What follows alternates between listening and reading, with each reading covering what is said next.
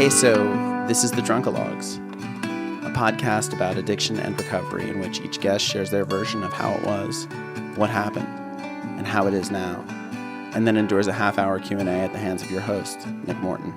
One of the great joys of this podcast has been reconnecting with old friends, and few have ever been closer to me than my next guest. We met in college where we drank ourselves nearly insane, and then continued to seek each other out as our paths diverged and then rejoined here in Los Angeles. He was a banker, and then an actor, and now he handles communications for a nonprofit. We had lost touch over the past several years, consumed by the obligation of family, and I watched from afar as he struggled with alcoholism. And I confess, I didn't hold out a lot of hope for him. But here he is 2 years sober after a long journey of just taking the next right step, and this interview is the best conversation we've ever had. Won't you please welcome Terry Brown.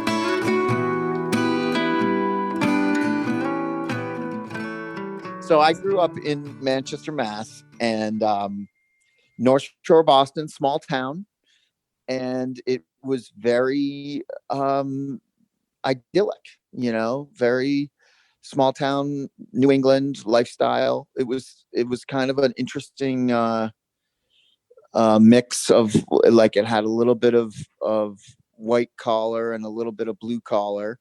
And so was Manchester, was it a drinky culture? Cocktail? Big time. Very, very big time. And, it's so funny because I didn't know any of this. I mean, the whole thing with recovery for me is this constant, shaking my head of just how did I not know so much? I had no idea. First of all, I had no idea that the rest of the world wasn't the same. I just assumed that everything was the same everywhere. And especially with drinking. I mean, my family, drinking was very common and accepted, and all the holidays and family events, and there was drinking, that was just part of everything. It was everywhere you went, there was drinking. It wasn't ugly. It was just part of it, so it didn't stand out as this unusual or crazy, behavior. Now, looking back on it, it's a little baffling that more bad things didn't happen.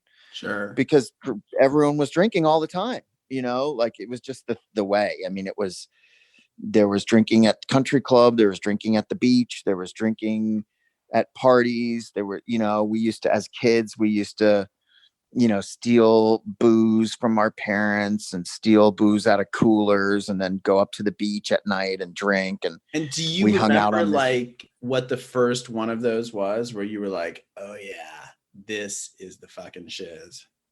Yeah, it was my very first time. I was 12. I was at a bar mitzvah in Maine on a lake. And I think I had 2, maybe 3 glasses of champagne.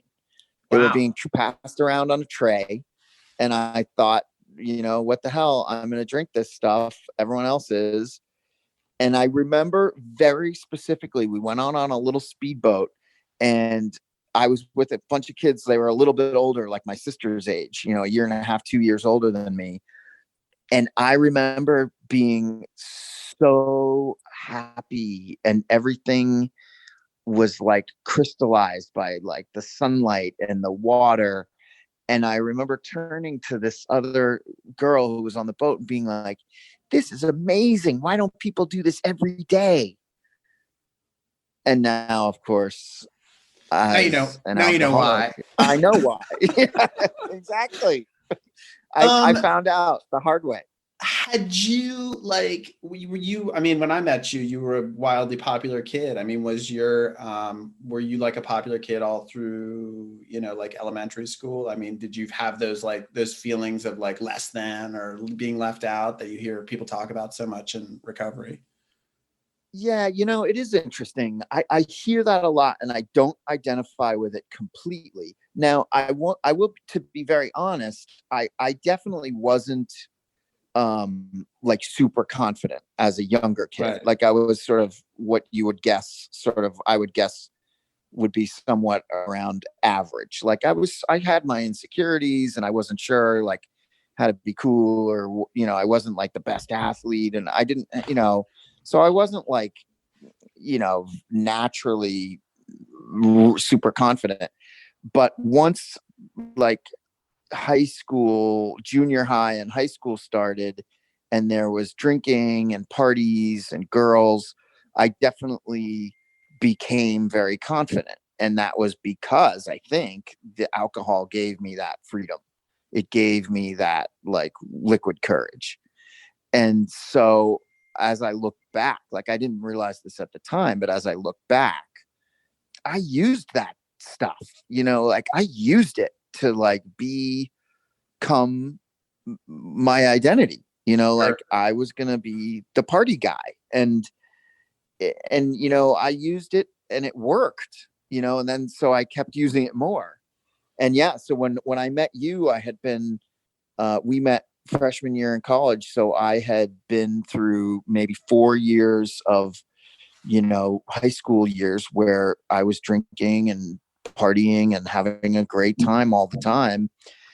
And the booze definitely gave me that confidence to feel good in a crowd, and to, you know, not be bashful about meeting new people, and always having a good time and laughing a lot and acting silly and goofy. And it definitely gave me a lot of freedom. Well, and it's funny that, like, I mean, obviously I was there for a lot of this, and like there weren't a lot of times when, like, you know, people didn't basically celebrate what we did. I mean that may sound self-centered, but like generally, I mean, I remember coming home to the apartment I shared with my roommate, who half the people who listen to this podcast will know who it is, but like, and finding you guys, it was like Halloween night. You guys were in togas and you were just like fucking covered in blood. Like there was blood everywhere. And like, my roommate told me this story. I mean, I don't totally remember it, but it was like you were somewhere and you were driving and like someone jumped on the hood of the car, and then like someone turned and got flung off the car. And like, you know, you guys are there and it's like, I don't think you've been to the hospital, and no one's going to the hospital, and like no one gets, there's no consequences for it at all, except it's kind of hilarious. And I'm trying to think of another episode that is like, I mean, I just feel like there were a lot of episodes. I mean, there was a time, this is, I don't know if I should tell this story, but like, well, I came home to that same apartment and like, there was literally like human fecal matter had been like, this had nothing to do with you or my roommate, but like, it was all over the place.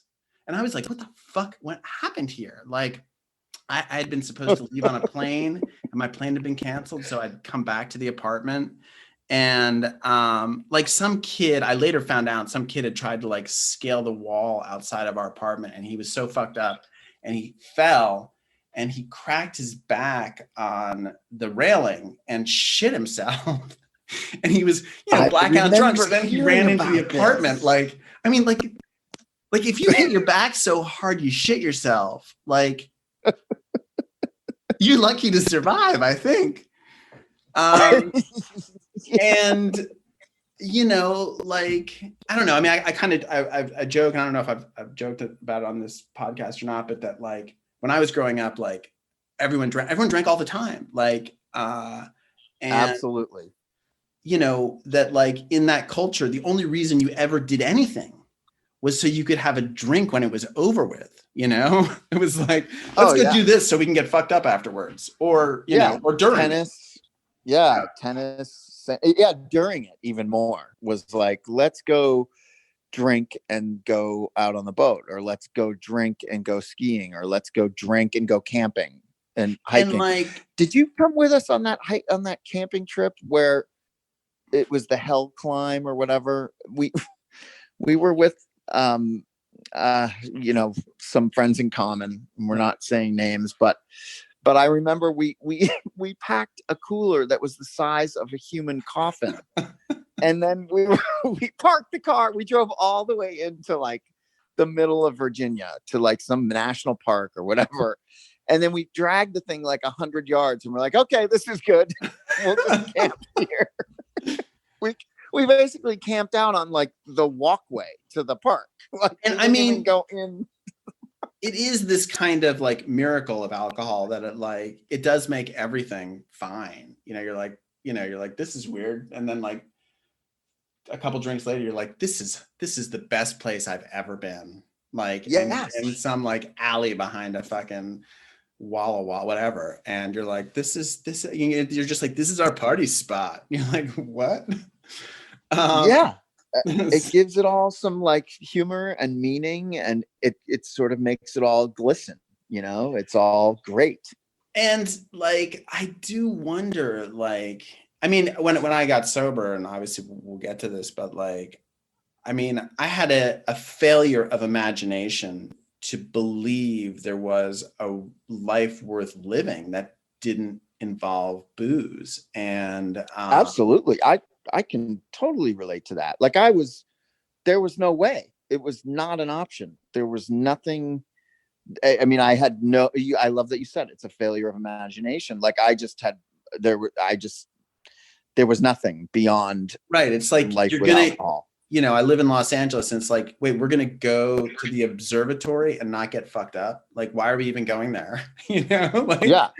Why would you do anything? Like, we did like everything you did fucked up, or you did it as a means to get fucked up. So like, and I mean, sometimes I look back on my, like high school and college and just wonder if my priorities had been different, like what my life might have looked like. What if I had gotten high, acting or something? Like what if I had taken that energy and put it into something that actually like fed my soul? I mean, because at the time it felt like booze fed our souls, And, yeah, the thing is, one thing that I will say about that like it kind of one of the things that is sort of, I don't know, it's like I don't want to glorify or glamorize the abusing of alcohol, but one of the things that came out of all that time was relationships, friendships. And I don't know, because I've only had my life experience, not someone else's to compare it to, but I think that like going through all those antics and wild and crazy and sort of ridiculous moments, it makes those relationships, there's a lot of bonding, and there's a lot of color and richness in it, so that those friendships seemed very, very solid. Now, would they have been just the same or maybe even better without all the emphasis on drinking and partying? Maybe. I don't know. But something tells me that part of the reason that I have such deep and lasting friendships with so many of my childhood and friends from home and friends from college like you is because we did so much. We adventured so much. And I don't know, like, was the booze the cause or the effect? I don't know. But there's something to speak of about that. Like, it did lend itself to very intense friendships. The war stories, it's like, I remember when we were touring the Dead, and I'd be like, these are our war stories, like ODing on mushrooms and waking up behind a police station and being like, wow, that was fucked up. So you graduate from college. I know that this happened because I was there for it. And then what was the plan? I don't remember that. So the plan was, that's a good question. My first job, I worked in the White House, and that was very exciting. And I remember the very first day, this higher up, like the boss's boss, I walked in and he's like, do you realize how screwed you are? And I'm like, sir, what? And he's like, this is going to be the most exciting job you'll ever have, and all the rest of them are going to suck. And to some extent, he was right. It was a very exciting job, and I got to travel around, and it was all very exciting. And so the plan was to live in DC and be in the world of politics. And it was all really fascinating. And I ended up working for a professor of mine from college. And I stayed in DC and I really had fun. And it was like the party didn't really stop. It just kind of changed. It was like partying after work instead of partying after class. Right. And did it complicate your professional life at that point or no? Not at that point. Right. I remember I broke my foot doing chicken fights in a pool and on one weekend, and I had to show up at work on crutches. And I worked for some people who were, like they were higher up the food chain and they were important people. And I kind of felt a little silly on my crutches. Right. So I said, oh, I broke it running. I was running trail running. And one of the guys was like this super smart guy who had worked at the CIA, and he was like the executive director of the organization. And he was like, well, but that doesn't make any sense because the PSI from when you're running couldn't have snapped this bone on your foot. Wow. And I just remember looking at him and being like, yeah, I don't really know about that. And just kind of crutched my way out of his office. And I was kind of busted. But yeah, I mean, so other than that, like the little moments like that, like it didn't really get in the way yet. But that did happen. And then what do you do?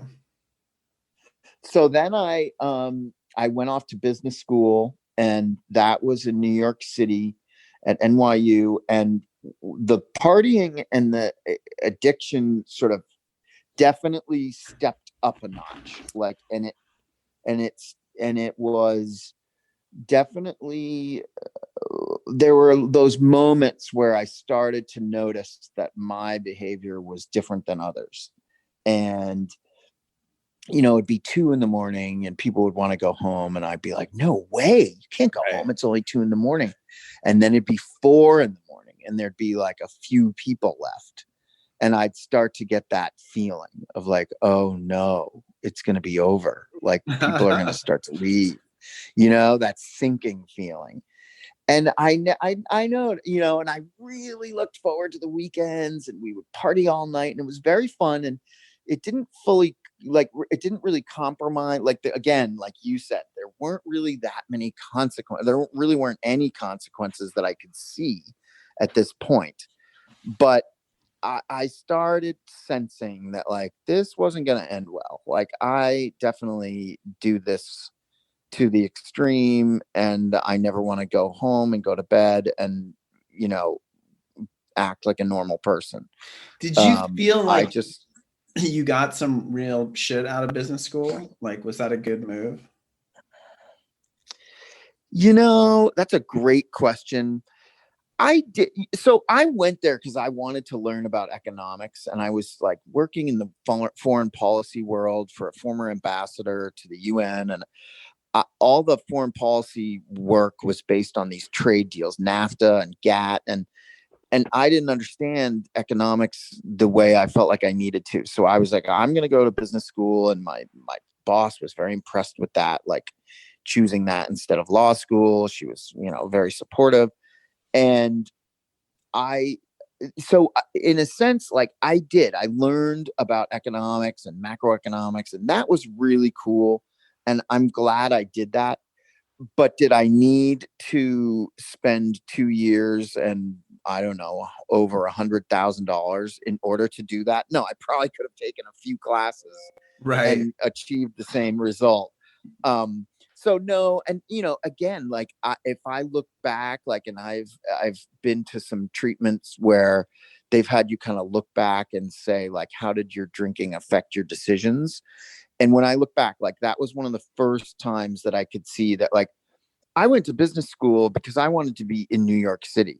or I chose the school because I wanted to be in New York City because I wanted to party, not because I really thought that was the right school for me, and so it was good that I did it, and I ended up getting some, good jobs from it, and I had some, interesting educational benefits from it. But I was, the dog was wagging the tail already there. Like, I was in New York because I wanted to party, not because that was the right school for me. And so then I remember you ended up working at a big bank, and then you came to Los Angeles ostensibly. Yeah. So I remember you and I had like a pretty hard night, coke fueled night somewhere in there when you were in New York, and you were saying you were going to come to Los Angeles. And what was, I can't remember, like, what triggered that? Like, what was the whole thing? Like, well, I think it was, I started to definitely get a little off track. And so so when I was at business school, I got recruited into this Wall Street bank, and I didn't really want to do that, but I figured, this is a great opportunity, and I'll just do it for, this summer in between the business school years. And then after the summer, they offered me the position full time. And I was like, well, they're going to send me to Italy. I really wanted to go live in Italy, and they did that. So I kind of was like, I took the job, and I knew it wasn't really right for me, but I thought of it as a short-term thing that would be really interesting. And I'd get to go live overseas as an expat. And I'd always dreamed of doing that. And so I did, and that was amazing. And it was really fun. But then once I had done that and I had been overseas for a year, I was living in Milan, and I came to visit you in Los Angeles because, yes, I had started taking acting classes while I was in business school because I really didn't like business school, and I really didn't like working in an investment bank. And my sister, who's a professional athlete, had encouraged me to develop my creative side. So I figured, I'm going to take an acting class. And I took it with our other friend, Luke Grant, remember him? And we had a great time in acting class. And it was, I just felt so alive, and I was so into it, and I loved it. And I was like, this is what I should be doing. So I basically decided, I'm not going to do this Wall Street thing. I'm going to become an actor. And I've got to get myself from Milan to Los Angeles. So I was able to finagle a job within the bank in Los Angeles. So you helped me enormously, and you helped me find my place to live, which was the swingers house, the infamous Temple Hill house. The infamous Temple Hill house, which was, it couldn't be more cliche in terms of, like, you're in your late 20s and you move to Los Angeles, and your best friend who lives out there and is in the movie business hooks you up with a bunch of friends, and they're all these fun guys who party just like we do. And it was just another chapter of debauchery and fun and excitement and craziness, and all these fun people, and meeting actors and writers and directors and agents. And it was, in this beautiful old house up in the Hollywood Hills, right below the Hollywood sign. I mean, it was crazy, and it was really fun. And they had just previously, I think it was just like 2 years prior, they had filmed the big party scene in the movie Swingers in this very house where I was living. That you, the house is, before you guys lived there, Marty Bowen and Wick Godfrey lived there, and it had such an impact on them. They named their production company Temple Hill Productions, which produced the fucking Twilight Saga. It's hilarious. Like that house now goes on to have this like permanent place in Hollywood history. Yeah. And I see people's names, like, I see people's names on films and directors. And people that I met that lived there after I did or before Right. I did. And it's almost like a fraternity of sorts. Totally. I mean, it was amazing. And again, like really fun, not a ton of consequences, not really many consequences, but still this sneaking sense that, something's not quite right. Like I'm still staying up till 5 a.m. every weekend. And then I'd have to get up to go to work at first. When I moved there, I was working at the bank, and everyone else was in the movie industry, and I'm working at the bank, and I felt like such a loser, and I didn't fit in. And I woke up in the morning every morning, and the first thought that would go through my head was this just bleak thought of just fuck. Like that was how I woke up every morning. Like that's the way I felt. And then I would get dressed and I'd put on my suit and I'd drive. It took me 40 minutes to go 6 miles to downtown Los Angeles.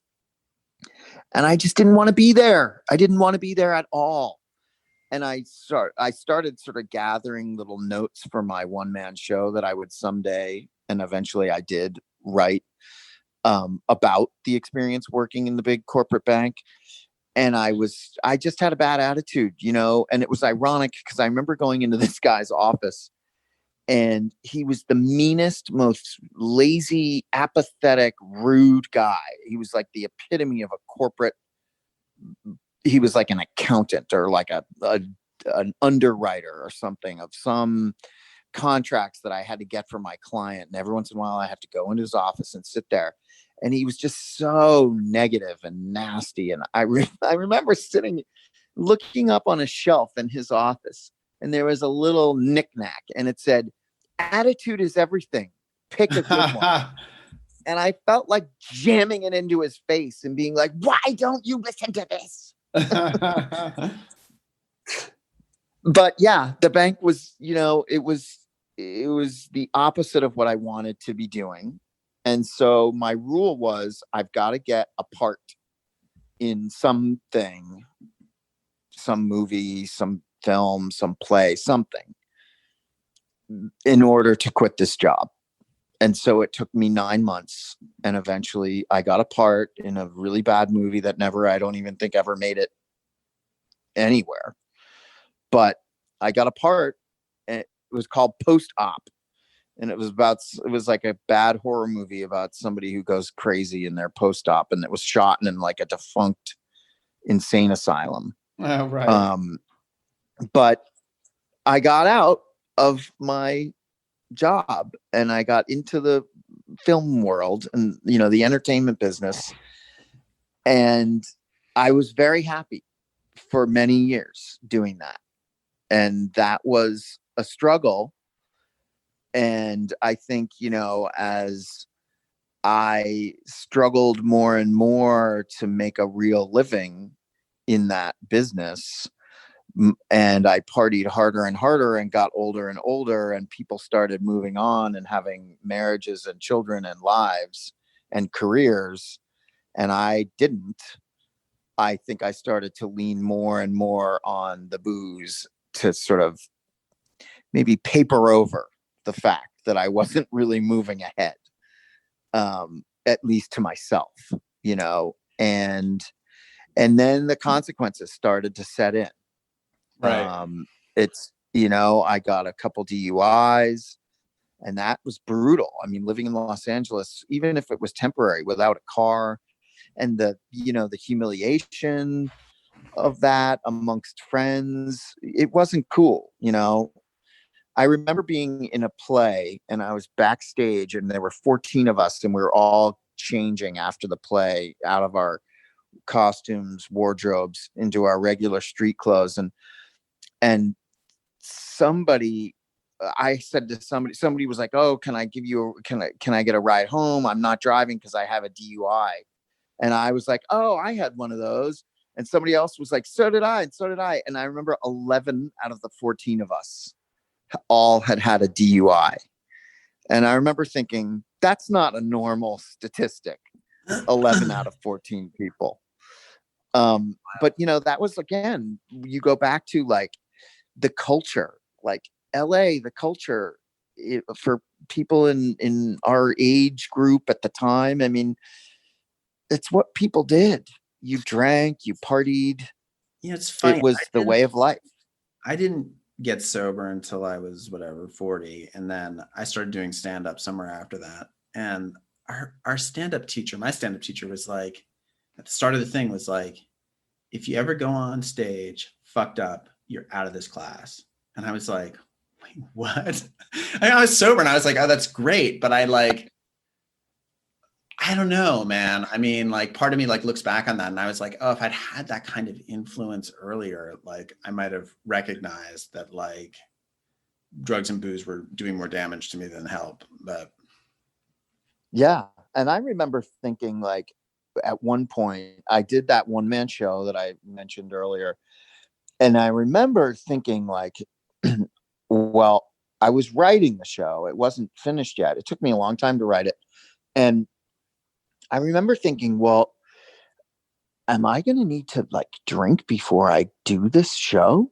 right. Because if I don't drink, like, it might not be funny. Right. And I remember like really having that conversation, and I wasn't joking. Like, I was like concerned. What did you decide? No, I never drank ever before performing. There was only one show where it was like my theater group would have this Christmas party and we would perform the Tuna Christmas, which is this sort of, silly show, and everybody would trade costumes. And it was the idea that was that everyone was drinking because it was more of a party and we were all in the theater, in the group and doing the show together for each other. But that was the only time I ever did anything for work where I had been drinking. But I remember thinking, like, what if I'm successful? Like, what am I going to do? Because I won't be able to do it without drinking. Right. Well, and I never had that problem because I never became successful. So I never had to test the theory. But I remember thinking, like, this is going to be an issue for you. And then it wasn't until I got into my late 40s that it really became a problem, because I got married. And I got married in my late 30s, but it became a problem in my mid 40s when we had kids. And you guys got married. You guys got married, and I remember you were living in the little tree house in Beechwood Canyon. Totally. That thing was awesome. The bungalow. My daughter had just been born. I remember coming up there and having like a cup of coffee with your wife and your mother-in-law. And it wasn't that soon after that you guys left. Yep. And what was what was going on at that point that you were like, we got to get the fuck out? Well, that was sort of a part of the plan, was if we're going to have kids, we're going to want to go back east and do it in a small town. Right. And that was our thinking was, if we're going to do this, Monique, my wife, is from New York City, and I had lived in cities, since childhood. I spent my whole childhood in small town New England, but then as an adult, it was DC, New York, Milan, Los Angeles. And I had never been back to small town America since I was like 14, to live. And we both wanted that. So we took a huge, crazy leap, and we moved to Maine, to a house that we had barely seen when we bought it, to a town that we barely knew. And we got there and we didn't have jobs. We both had to get jobs. And my wife had a baby within 6 weeks of when we got there. So it was crazy. We moved into a home, had a child, got jobs, moved across country from Los Angeles to small town Maine. And it was a culture shock. I mean, I always say it was more bizarre to LA was more different than from New York City than Milan was. Like living in Los Angeles was just such a different culture. Right. It Sure. was more of a change than living in Europe. Yeah. And so, yes, to move to Maine, it was crazy. I don't want to like dwell on the like the shittiness of Hollywood, lack of success, but like, I mean, living out here, I just can't help but like, I mean, it's such a compelling dream, and like to walk away from that was was more like, dude, it's not happening. Like, you've got a handful of DUIs and a drinking problem. Like, you need to get out of here. Or was that even part of the conversation at that point? Like, it wasn't quite the conversation yet. right. It was more like I wanted out because it wasn't happening career wise. Sure. And I was like, I'm going to go and live in New England and raise a family and do a different life. And right. I'm going to walk away from this dream because I gave it all I had, and I did it for 10 years. And I had enough small successes that I felt okay about it, right. about leaving it. Right. But dude, it was hard. I mean, but the thing is, like, I had sort of come to that conclusion before I even got married. You know, like I sort of knew, like, okay, because when I was living in LA, like I was like, I'm not getting married. I'm doing this. I'm going to live in a garage apartment for the rest of my life. I'm going to be an actor. I'm going to be by myself. I'll be accountable to no one, and I'm going to make it. Right. And I worked really hard and I didn't make it, you know, and I finally was like, okay, I'm allowing myself to get married, have a family, try something normal, because this isn't working. Did you ever or do you ever now blame your like boozing and using for Hollywood disappointment? I don't, but I probably could, you know, like I haven't been that introspective, but like if I were honest about it, like, yeah, those 10 years, I focused a lot more on having fun and partying, and then trying to get out of those DUIs, like trying to, pay the bills and, were you successful? Were you successful at getting out of that shit? Well, no, not getting out of, but getting through. Do you know what I mean? Like surviving the damage. Luckily nobody got hurt. But yeah, I mean, I spent thousands of dollars and lawyers and all that, and I had to go to treatment and rehab and all that, and I didn't take it seriously. And had I had a better attitude and done it differently, then I maybe I would have been more successful as an actor. I don't know, that business is so hit or miss that, I could still be there today working my brains out sober and maybe never make it, I don't know. Totally. But and so I feel like the consequences really started when I moved into a small town and was trying to raise children and be a husband and have a regular job. I couldn't do it. I couldn't do it. I became miserable. I became resentful. I was just storybook cliched alcoholic. Like, I blamed everybody else for all my problems. I didn't take responsibility. I didn't know that that's what I was doing. Right, but sure. Now that I'm sober, I look at it and I'm like, oh yeah.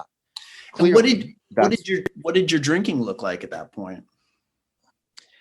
It wasn't as treacherous as like all the crazy party days. Right. It was just pathetic. It was just lonely and sad. And so it would look like after work, I would go to the bar for a few drinks on the way home. And then I'd put the kids to bed and then maybe drink another bottle of wine by myself, Right. like watching TV. Like there was nothing exciting happening. And I was then lying and hiding it and hiding it and denying it. And, I'd go into the garage and chug a half a bottle of wine and then come back in like nothing happened. And it was just. And are people in your life being like, dude, you're out of control, like you need to stop drinking? Like, yes, but not a lot of people, because I wasn't really around a lot of people who knew me that well. It was just my wife.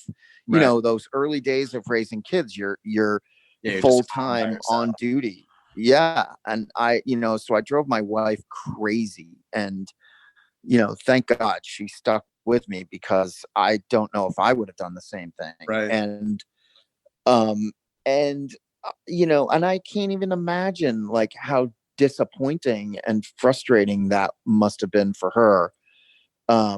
Because to see somebody just kind of giving up, basically, and then, but not even being, man enough to acknowledge that that's what I was doing.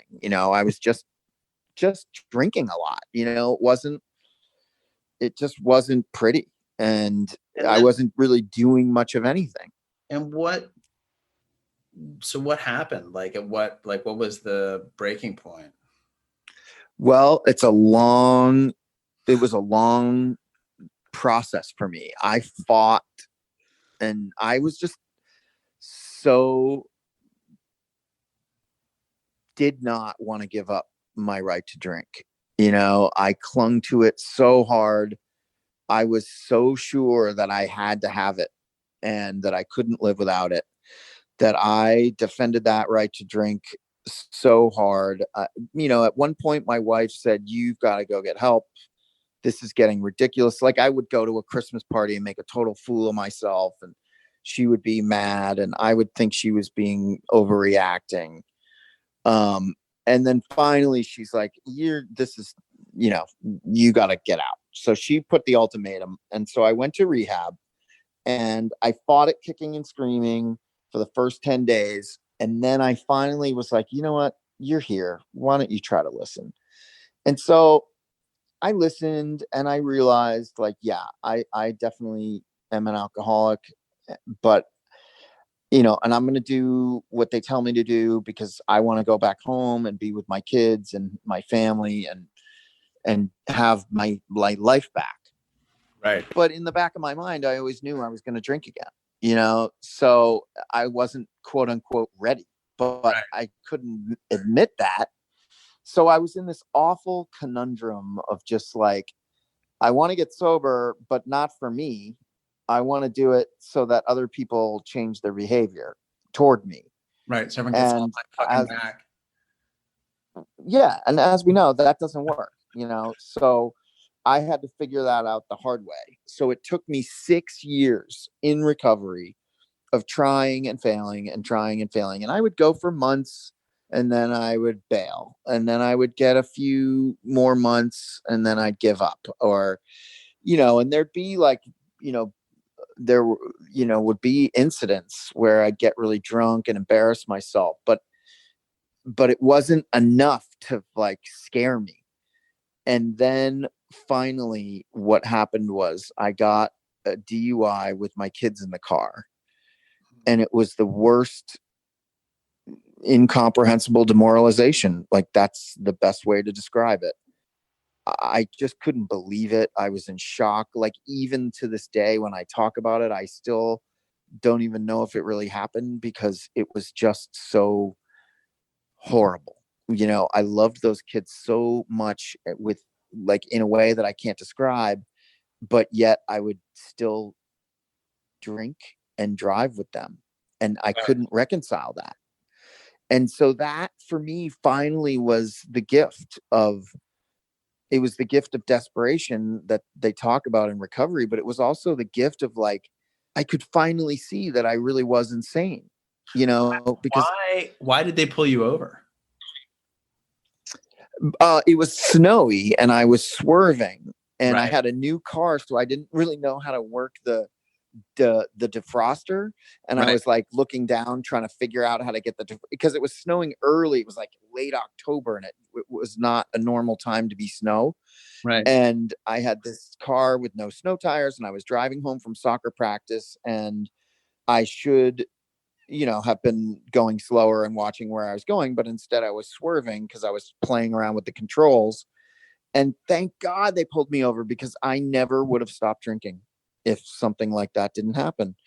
And I immediately knew, like, it was just a light switch went off in my brain. I was like, okay, this is it. If I mean, basically what it came down to was I was so humiliated in front of my kids and so sad that I had done that to them. They were 7 and 10 years old at the time. And I thought about killing myself. I was like, I can't face it. But then I only thought about that for like 2 seconds, because I thought to myself, I can't do that to them. That's the worst thing I could do to them.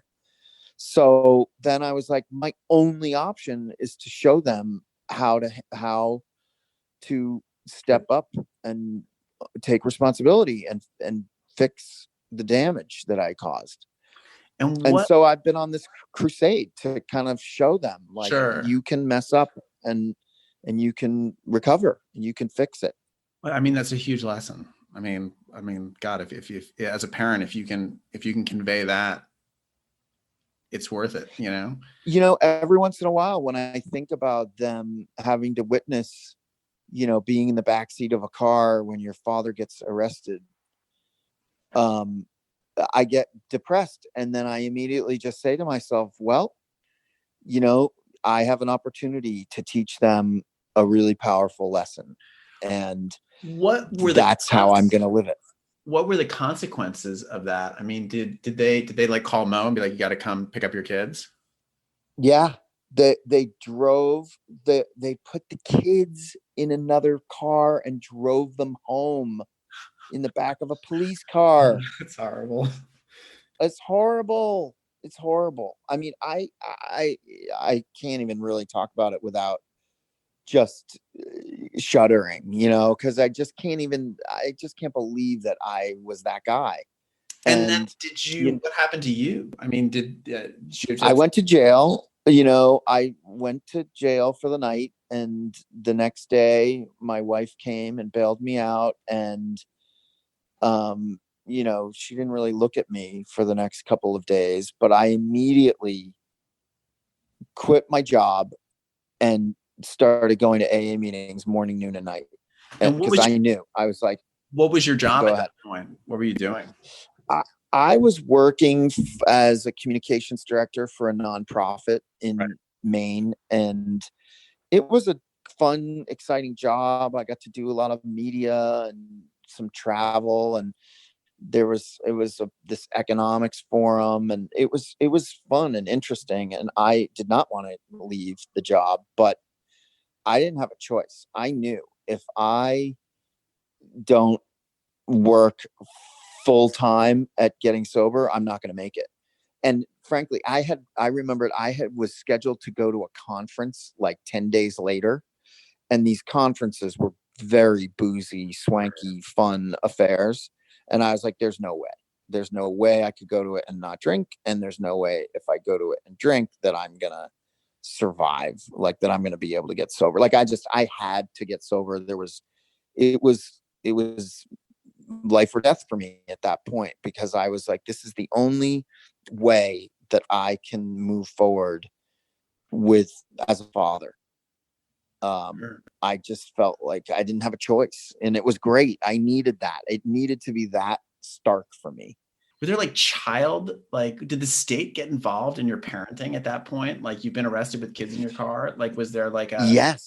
Yes, they came to the house and they sat down and they interviewed me and they interviewed my wife and they interviewed our kids. Oh my God. It was horrible. It was horrifying. I can't even think of good adjectives to put next to it, because it was just the worst. It was the worst. And it was so bad that it just blew me into the next stratosphere where I needed to go, which was like, I have to change. And at what point did they give you a clean bill of health? The state? The state. Yeah, so they basically did those interviews, and then that was it. They said, we can see that you're, that this does not need further monitoring, And luckily, right. And were there legal ramifications, like beyond the usual DUI stuff? Like you lose your license and whatever, it's a fucking drag and you've got to pay. Yeah, nothing beyond that. But I mean, it was a lot because right. I had done this a few times now. Right. And so, luckily it was spaced out enough that it didn't I didn't have to go to jail for 6 months or something. But it was a lot. And it took a toll on the family. It took a toll on my finances. It took a toll on my sense of pride, which, frankly, I think it was a positive toll on my sense of pride. I think I needed to be brought down to earth and to be shown that I can't live that way. It's not going to work. And I guess up until then, somehow I was delusional enough to think that somehow I could have it all. I could be an alcoholic who drinks and doesn't ruin my life, and as much as we're told that that's not possible, I guess I thought I was different, You talked a little bit more about how dark it got, and whatever, we can cut this if it's too much, but just the idea of wanting to quit and not being able to quit, and then doing shit like hiding your drinking, drinking in your car when everyone thinks that you're sober, and you've got a family, and just the just what that was like. I mean, absolutely. Yeah. Because it's intense. It is intense. And, it's funny, as you're asking this question, what's coming to mind is this sort of strange sounding response, but it was dark and it was bad. And I wasn't living nearly the life that I wanted to, that I knew I could, that I had previously in my life. Right. I just wasn't living up to my own expectations, my own standards. And it was just that gradual sort of decay of my physical health, my mental health. And I just wasn't, but because I was truly alcoholic, I didn't see how bad it was. So the delusion, in a way, was I knew, but I didn't quite feel how bad it was, because I think, to some extent I was masking it with the drinking. And so what's a little strange is that, of course, when everything fell apart and I truly did hit that cliched rock bottom, I really did, I got arrested with my kids in the car. I mean, what could be worse than that? I mean, well, what could be worse is if somebody got hurt or killed. So I shouldn't be melodramatic, but it was really, really horrible. And I felt like I did have this moment of clarity.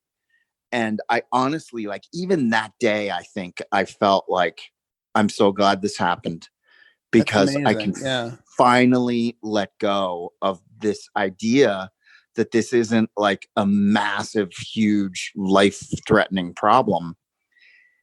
But to try to answer your question, I think now I can see how bleak it was more clearly than I could then, because then I was still delusional. Do you know what I'm saying? It's a weird thing. And I don't even know if it really makes sense. No, it's interesting. I mean, because we weren't really in touch much during those darkest years, but I would get reports of, whatever, Terry's gotten sober or Terry's relapsed, and they talk in these meetings about physical craving, like the power of physical craving. And to me, like my physical craving, when I somehow miraculously came to the conclusion that I was going to stop drinking and started going to meetings, my craving just, it wasn't that strong. Like the thing I'm craving is, I don't know. It feels like a classic, like whatever hole in my soul that I'm trying to fill with alcohol. But when I would hear about your story, I'm like, oh, that's like, like it sounded like a physical addiction, but the way you talk about it, and I mean, whatever, we can, parse what physical addiction is versus emotional or mental addiction. But the idea, like I always imagined this, like when I would hear a story, like whatever, Terry disappeared from a party and then he returned drunk, because I think I heard some story like that. And then it's like to me, like the amount of stealth and secrecy involved in like perpetrating that, and then the shame of being found out seems so intense. And I'm just curious if that was the experience, or if it was like the way you talk about it, it sounds like it was something completely different. No, it's you know what it is? It's like yes, and like, yes, it was awful. And that's I mean, you just brought me back to like, there were so many times I would like go to friends' houses and be like, I'm not drinking. And then after like 2 hours, I'd be like, sneak off to the bar and like pour myself like 2 glasses of vodka, and then just return to the party as if everything was fine. And I'm sure everybody knew, and yes, there was guilt, shame, remorse. Like that was awful. And I felt like an idiot and a loser, and I just hated myself. But what's even more, what's strange about it is that it seems even more bleak now that I'm sort of like you were describing, is that like freedom from that craving. I'm having that freedom, but I'm also just having this clarity of like just how sad it was and how distressing it was for those people around me. And I guess when you're in it, it definitely was bleak and it sucked, but now it sucks worse from here than it did when I was there, if that makes any sense. Yeah, well, because I mean, now I feel like until you get sober, there is this like perception that like there is no other way. Like this is just how you manage a life. And that's it. It's terrible that it. Everyone wants me to be at this party and be sober, but like I don't believe that that's like it just doesn't seem possible. And, like, it really seems crazy. Like torturous. You're right. And the point is, like, I would go to the party and I'd be there sober for a couple hours and I'd be like, okay, I did that. Now I'm going to go have a couple drinks. You know what I mean? Like it wasn't possible. Like, it's not just that it didn't seem possible. It physically was not possible. I didn't allow it to happen because I couldn't, and that I did not know how. That is sort of fascinating to me. And it's a great segue because like, the question then I was thinking about is like, what is the difference? Like, how is it that life is now possible for you? And like, how, like on a daily basis, I guess, like, what do you do to stay sober? Well, you asked the $1 million question, right? Like, what was the thing? I mean, my wife kept asking me like, what is the, like, how are you going to get this? Or why aren't you getting it? And everyone else is, or then when I did, like, what do you think was the thing? And now I have people coming to me and asking me like, how did you do, And so for me, I think everyone's experience is definitely a little different. It's like, we all get the flu, but it's a different thing for everyone, right? Like, not that this is the flu, but it's just how we're all just different people and we have different ways of being, and our health is all different too.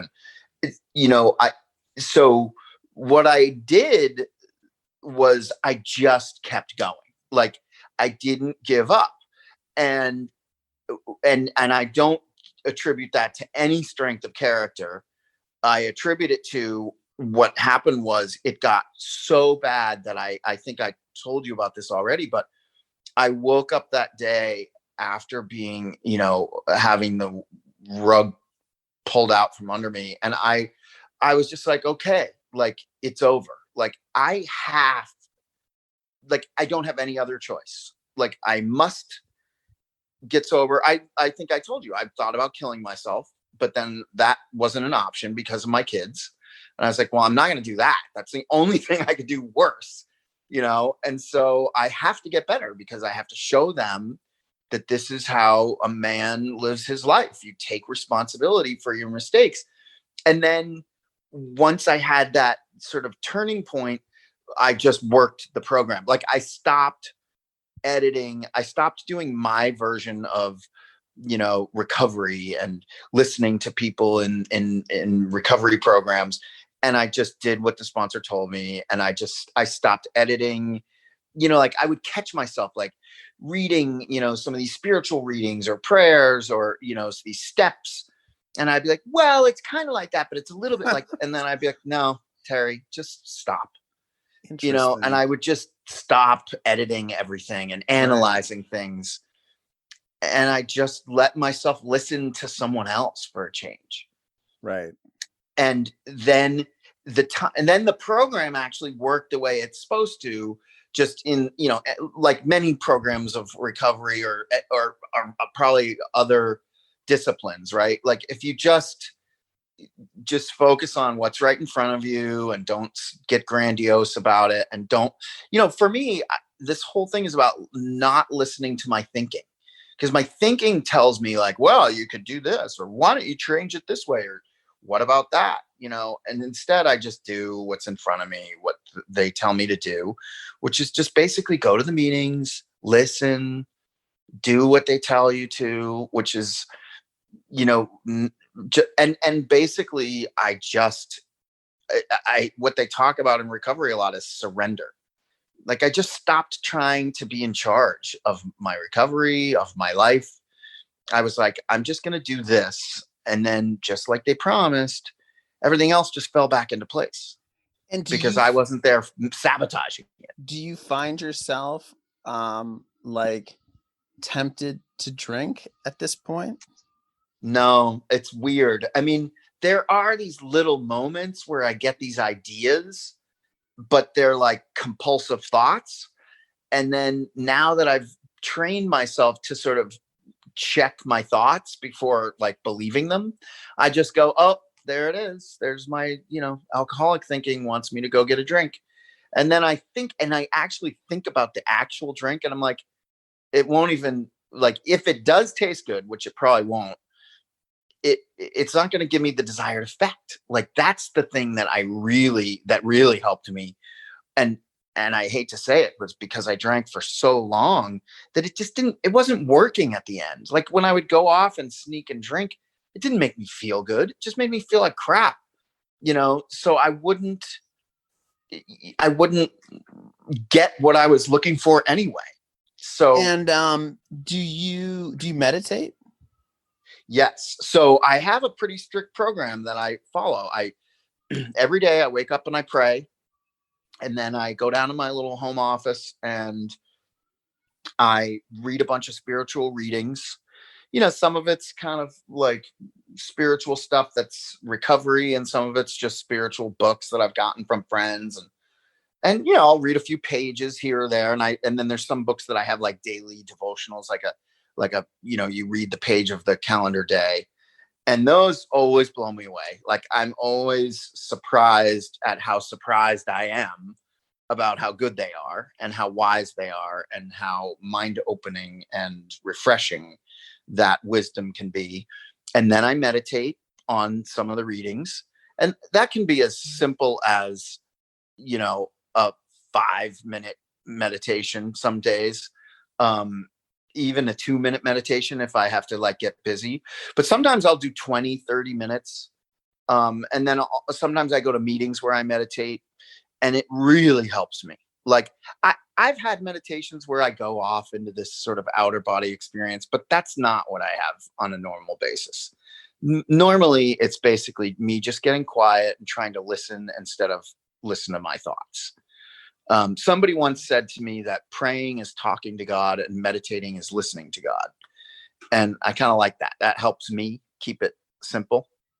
And then the other thing I do is I talk to my sponsor a lot, not every day anymore, but I did every day for like 9 months, or no, for over a year. And then, so I talk to him a lot, and I communicate with all sorts of friends in recovery. And I also sponsor other guys who call me a lot. And, I help them do, some of the step work. Or I just talk to them about their lives. Like today, I've talked to 3 different guys, and some of it's just fun banter. And some of it's like one guy just called me because he had a fight with his business partner, and he just needed to vent, and I just have this gift of these people in what they call a fellowship. And it's like people who are there to help each other. And it's super, it's very surprisingly helpful, and it's positive. It's like these great little experiences throughout the day. I guess the thing that always surprises me and that I wish I were better at is like, I don't know, I still expect everything to be easy. Like that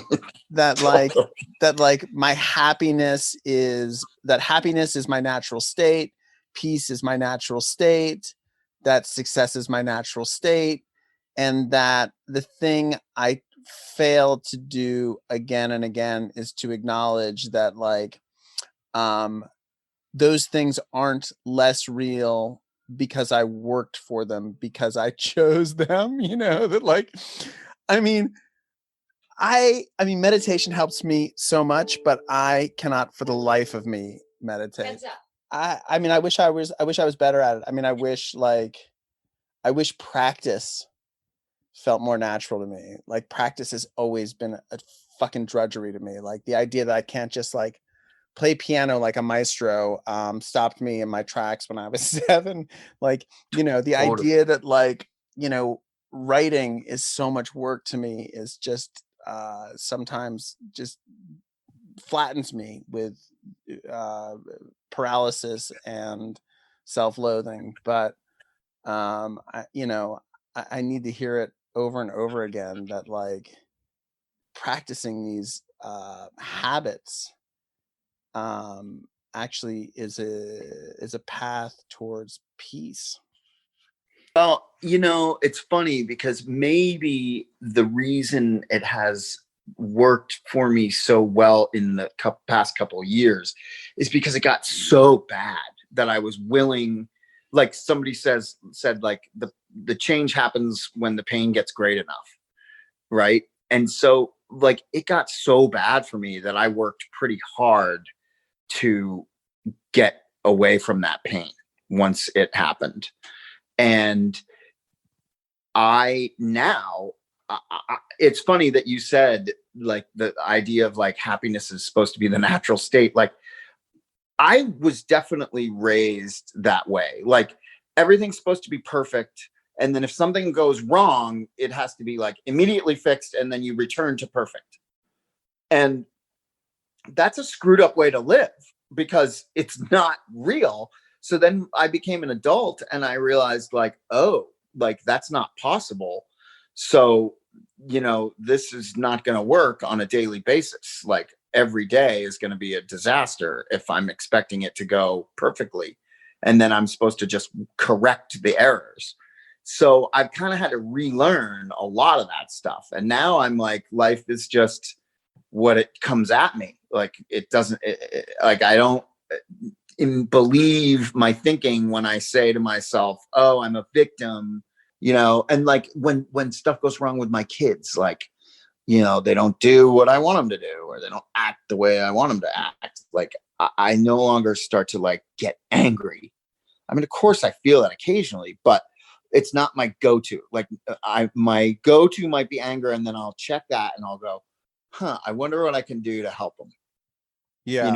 That it's just a lot of work. It takes a lot of work. And I'm not there all the time. My rage at my children is like it's like a super tanker. And once it starts moving, it is very, very hard to stop it. And so like I really try to like never get that thing moving, because sometimes I'm like, oh, here it comes. Stop it. You got to stop it. And I'm like, I'll hold it back for like 15 seconds, which maybe even makes it worse when it finally like finds its expression in like a freaking gorilla scream at my children. And they're like, no, that is like such a perfect description. I had that feeling the tanker was coming the other night at dinner. I think it was just last night. And I was like, okay, here it is. And I could see it. And I was like, okay. And I just folded up my hands and put my head down. And I was just like, I'm going to blow up, and I'm making this about me. And so I just was like, I just checked out. I just went silent for like 2 minutes. And then I took a few deep breaths. And then I was like, and then I kind of raised my voice a little, but it was barely a temper tantrum compared to what the tanker was. But that's a perfect description. So like, yeah, these tools help me, but more than anything, it's the daily maintenance of the spiritual condition, which is like just reminding myself that I am just a guy who's living his life, who's doing the best he can, and it's not going to be perfect. And as soon as I start getting woe is me, I just immediately catch myself and I'm like, what can I do to help somebody else? Now, I'm not saying I like run out and help little ladies on the street. Like, I'm not a saint, but I have been taught that like when I start thinking about myself, my job is to go help someone else. So that's good advice. Like it helps me. Like it's not like I'm, Right, yeah. No, it's purely it's like it's purely like, selfish. I mean, I hate to say it, but it's like, yeah, I'm helping you because like I need to help you. Like I have to. Yeah, absolutely. Because like it's gonna make me feel better, and like it's my high. That's my drink. Let me ask you one other question, which I hadn't thought about, but I mean, what is your conception of a higher power?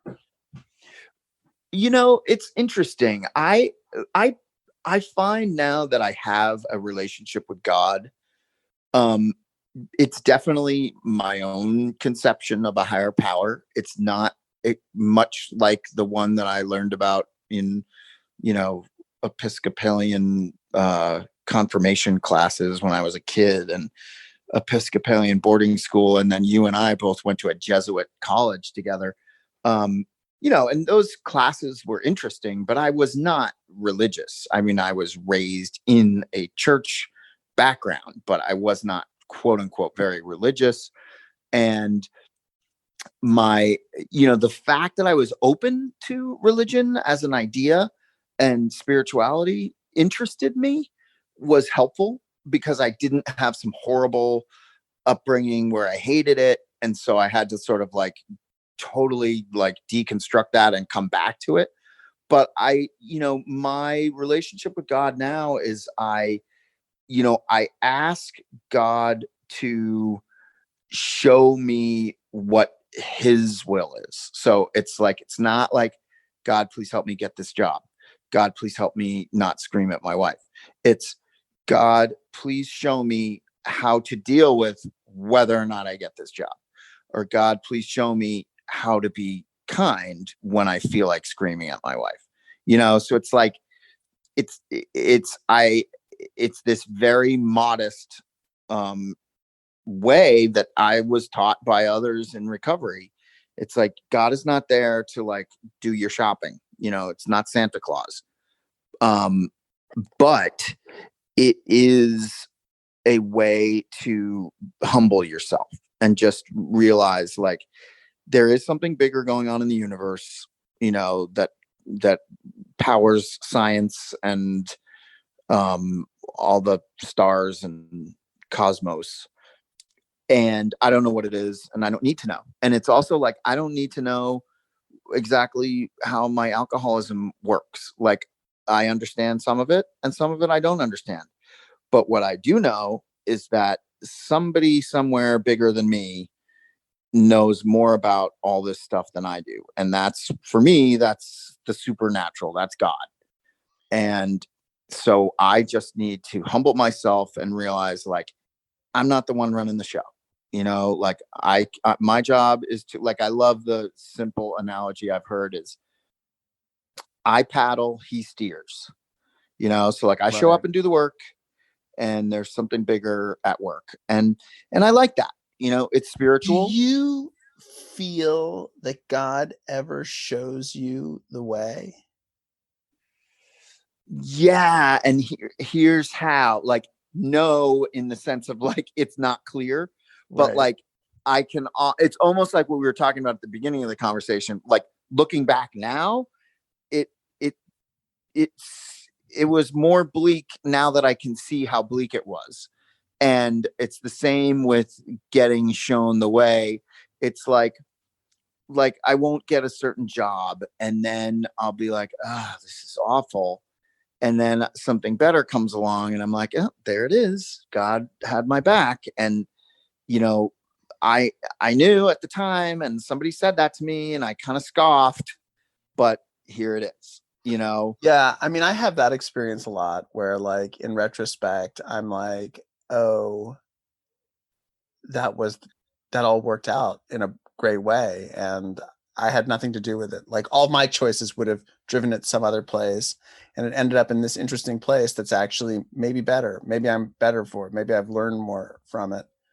But exactly. It's and I very, often find very rare in the moment that I'm like, oh, this is what God wants me to do. Right. No, that does not happen. It's not like the Yellow Brick Road. I wish it did. It's more like, yes. I bungle my way into some situation where I'm like, this is good job, God.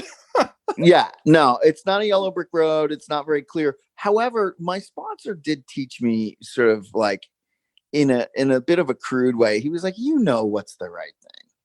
He's like, so what he basically teaches me to think about all day long is, what's the next right thing. So like, if I like, I mean, and it even goes down to something stupid. Like, I was just waiting at the lacrosse gym for my kid, and I was like, I deserve a big sugary coffee treat. Exactly, because that's my alcoholic thing. Like, Nikki, I need to reward myself. And if I consume this, it'll make me feel that.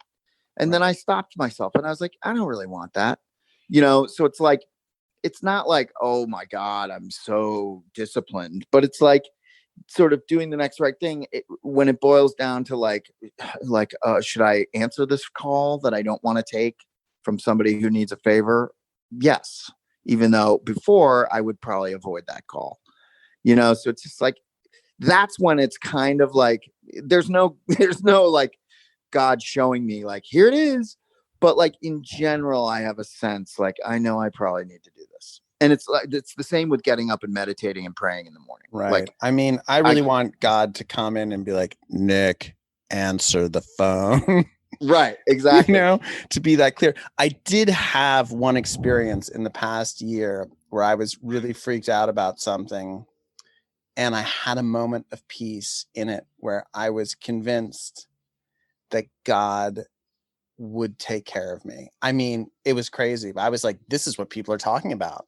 I was really stressed out, and then I just like played out all the scenarios, and I was like, I can live with all of those. Yeah. All of them.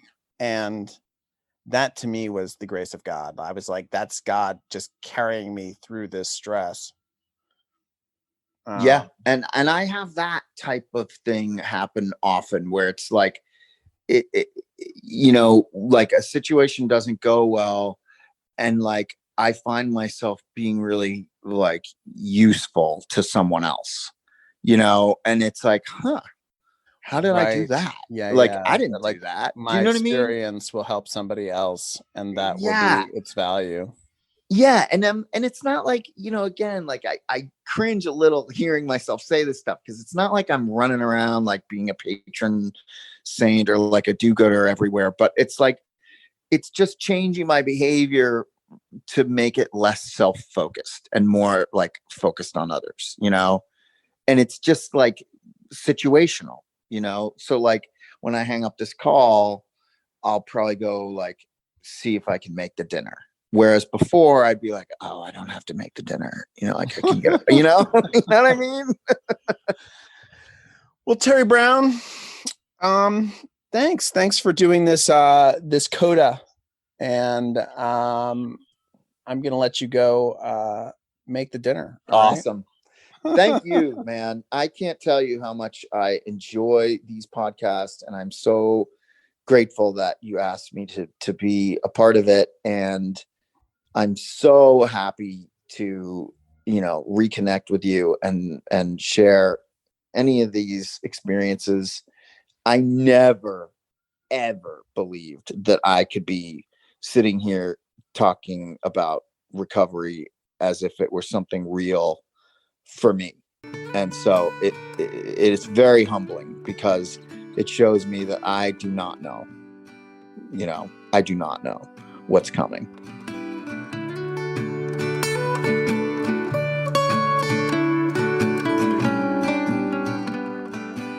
Thanks for listening. You can support this podcast at patreon.com/thedrunkalogs.